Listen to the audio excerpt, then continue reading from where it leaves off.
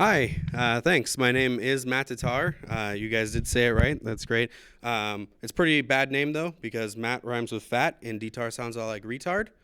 So that was a big part of my childhood. It's okay. I grew into it.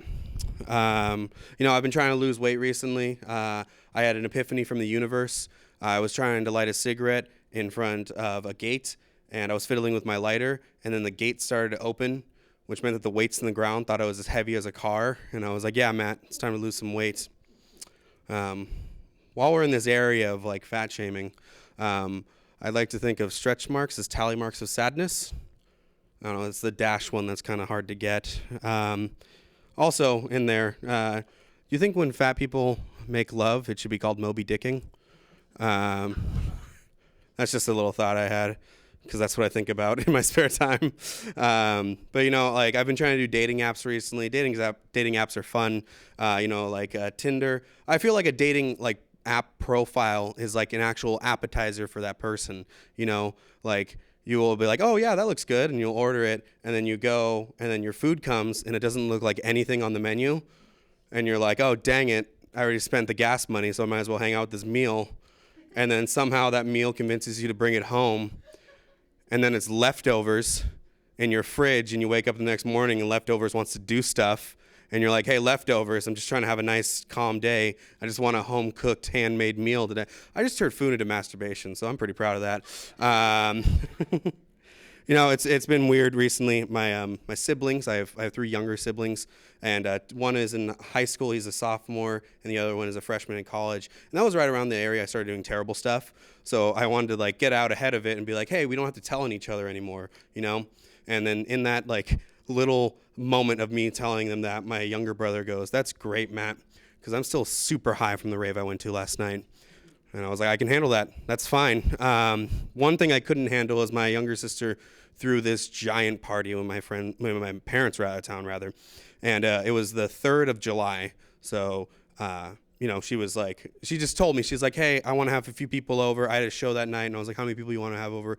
And she's like, oh, like 10 or 15. I was a nerd in high school, so I was like, cool, that means 4, and you're going to play Xbox. But I leave, and I get back at around 12, and there's 30 people in front of my house. So I was like, shoot, and I go try to open the front door, it's locked, and I go around back, and I find another 60 people in my backyard. If you're counting San Jose, that's 90. Good job. So I was like, whatever, day before the 4th of July, no one should really care.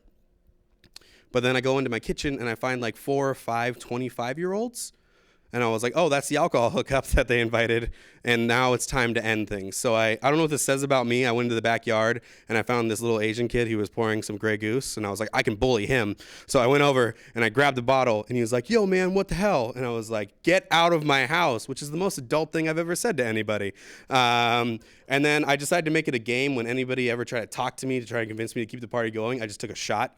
And it was Grey Goose, I made sure. And I was kind of kicking people out, and then halfway through doing this, some little kid runs back in and goes, yo, man, people throwing hands outside. I don't know what that means. So I was like, hit the dab on your way out, dude. Leave my house. So I'm fairly buzzed. It's 2:30 in the morning, and then I hear a loud, confident knock at the door. It's not the knock of a teenager. No, it's the knock of a San Jose police officer. So I go out and I go, what's wrong, officer? Because I'm a little buzzed. And he goes, did you have a party tonight? And I go, no, my sister's way cooler than I am. She did. And he goes, well, when you were kicking people out, 2 kids stabbed each other. And I went, oh. And he went, yeah, that's a problem. And I went, you think? Which he didn't find funny. There's a certain thing that happens to Matt when he drinks. He becomes very sassy. And so he was like, yeah, we need to start talking to everybody here. And I was like, that sounds hilarious. Let's do it. Wake them up. So they start talking to everybody. And one of them pulls me aside. And he's like, so where were you doing all this? And I was like, oh, I had a show. I was working tonight. And he goes, what's your job? And I go, I'm a stand-up comedian. And he goes, no, what's your real job? Ooh. Okay, sir.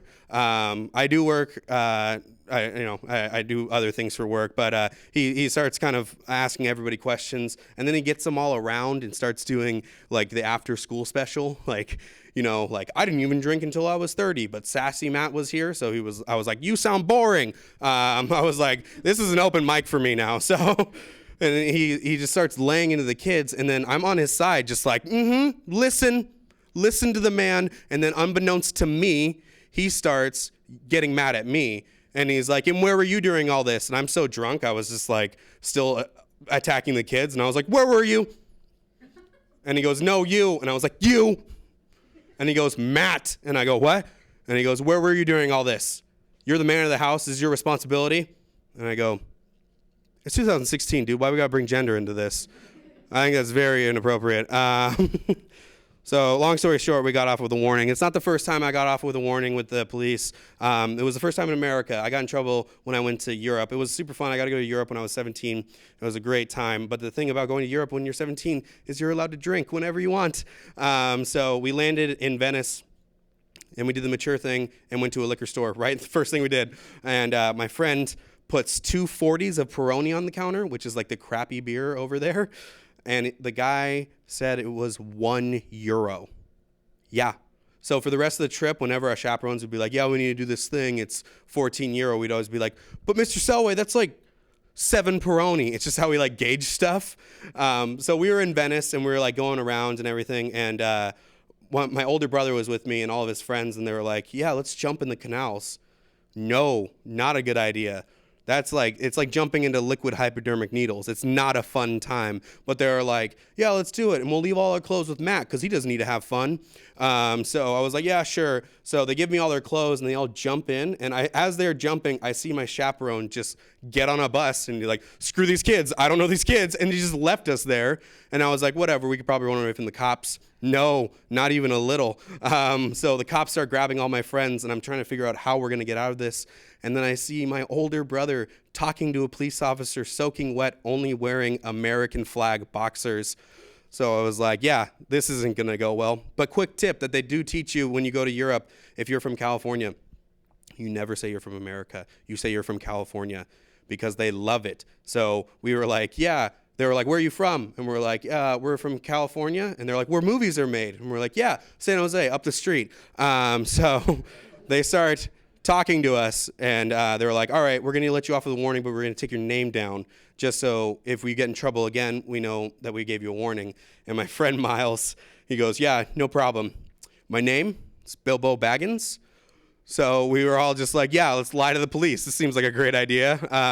So they're going down the line, and he comes to me and he goes, what's your name? And I said, my name is Alan Grant, who's the doctor from Jurassic Park. It's my favorite movie. And he goes, so Mr. Grant? And I was like, actually, it's doctor. So I have a PhD now. But so now we don't have a chaperone. So we just decided to keep drinking. And we show up at our hotel at 2 a.m. But unbeknownst to us, the hotel locks their doors at 12. And we were staying in this old building. It was kind of like a castle, but it was like a duplex. People actually lived there too. And so we were trying to figure out a way to get in. And my older brother looks up at the building and goes, screw it. I played Assassin's Creed, and starts climbing up this building. And we're cheering him on because we're just being dumb. And then somebody opens the door because we were making so much noise. And guess who lives in this duplex? One of the police officers who talked to us earlier that day. So we all try to scatter, except my brother. He's in the building still. And he sees me. The police officer sees me, and he goes, Dr. Grant? And I go, yes, that's me. So he kind of gets us all around, and he goes, you guys, this is a little ridiculous. We already gave you a warning. We're going to have to fine you. It's going to be €300. And I was like, damn it. That's like 150 Peroni. You know, it's been interesting doing stand up. I got to go to a lot of different places. I got to go to Seattle. I love Seattle because a lot of people will compare Seattle to San Francisco, which I don't think is a fair comparison because Seattle is like a San Francisco that gets washed every week. It's amazing. It doesn't smell there, but their main export is fish. Doesn't make sense. So really quickly, I'm going to end here. I absolutely hate bagpipes. I think they're a terrible instrument because to me it sounds like a squealing pig, but I guess that's why they play them at cops' funerals. Thank you guys very much. My name is Matt DeTar. Hello, this is YourTV, and today our guest is Matt DeTar. Thanks for having me. This has been a ton of fun. Nice. Matt's a comedian, so let's just start off with how did you get into comedy? What was that moment?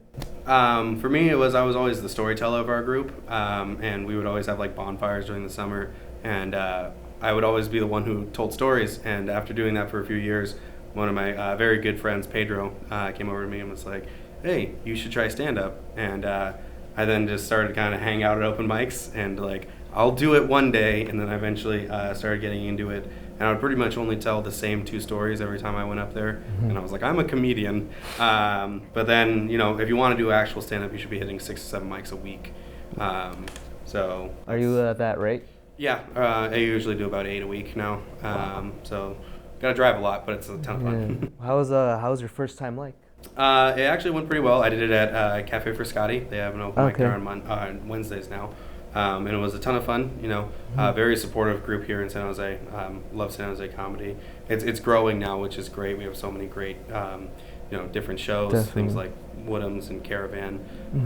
They're just like total staples of what San Jose comedy is. Nice. Yeah. Any favorite comedians?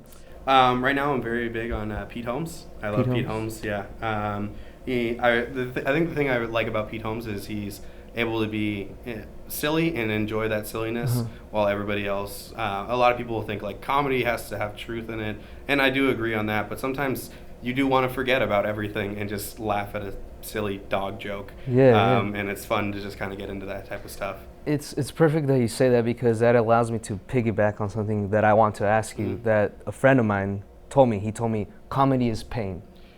Yeah, it is. There is a definite area of people who find joy in, or bad things happen to people, and other people get sad or upset about it, and comedians are able to find what's funny in it, and they'll go up and talk about it on stage. Yeah, I mean, when I heard that, I thought about Kevin Hart. Yeah, there are a ton of great people, and it's amazing that they're still very happy-go-lucky type of people.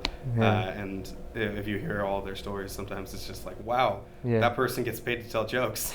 Yeah, that's true.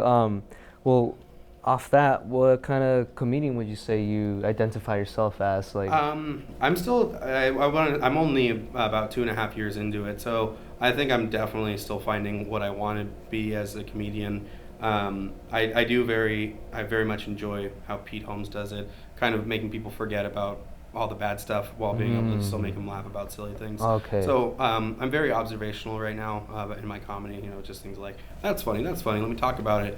And I do firmly believe that I want to have 100% honesty in my jokes. I don't tell any stories I've made up. All of those things have happened to me, so it's a lot of fun. Nice. Do a lot of your stories come from past and current, or? Yeah, sometimes something will happen to me the day of, and I go, I want to talk about this on stage. Oh, wow. And I'll get up there, and sometimes it's not funny, but it's therapy. And I just gotta ask, since you're creative, what do your parents say about it? What does your family say about it? Well, I've told my parents, I work with animals as my other job, and I've told them many times, if I get famous for working with animals, I'll definitely thank you guys. But if it has to do with stand-up, you guys know I'm taking all the credit on that one. Do you include like animal jokes or like stories based on your job? Yeah, I do have a few animal jokes that I talk about, because animals are ridiculous sometimes, and it's just fun to talk about them. I guess because we're on the animals, any animal that has given you stories? One of the animals I work with very much is a parrot. His name's Roman. He does a lot of funny stuff. He actually bit me the other day. Oh, wow. It's it's fun. It's It comes with the job. And you've been working with animals for? I've been working with animals since I was about 14. Oh, wow. So it's been a couple years then, right? I'm 23 now, so yeah. I think I took a year break, but that was it. Oh, wow, that's cool. Do you mind if I plug a few shows that I have? Oh, yeah. So I'm going to be on April 3rd. I'm going to be at Blue Lagoon DNA show in Santa Cruz. On April 6th, I'm going to be at Sanctuary with Mean Dave's show. That's in Livermore. And then on April 11th, I'm going to be in Mountain View for O'Malley's, which is awesome. Wesley Hoffman Show. That's it. Awesome. They're all great people, all great comedians. And where can we follow you on social media? On my Facebook, just Matthew DeTar. You'll see DeTar. me with a Kirby shirt on, a different one, surprisingly. And on Twitter, I'm just DeTar Matthew. All right. Well, thank you very much. This is YourTV and our guest, Matt.